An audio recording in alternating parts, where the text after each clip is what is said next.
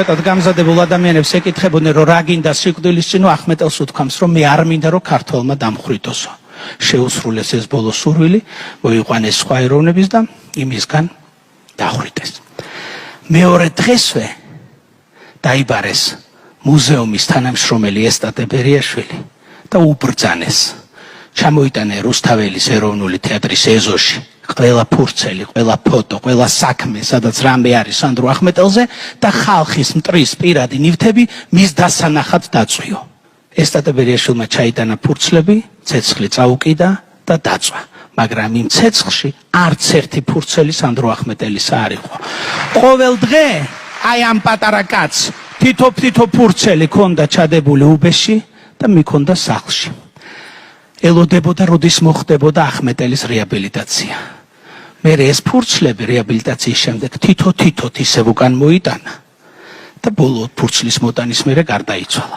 მე სუმგონია, რომ ესტატე ბერიაშვილი გაჩნდა იმიტომ, რომ საქართველოსთვის შეენარჩუნებინა სანდრო ახმეტელის სახელი და გვარი. რადგან სანდრო ახმეტელის ხსენება იკრძალებოდა გენიალური ქართველი რეჟისორისა.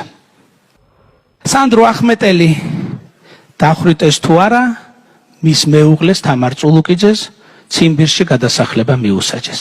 ამავე შენობაში მეორე სართულზე ცხოვრობდნენ, უცბად ჩაალაგეს ნივთები, ჩასვეს და გაუშვეს.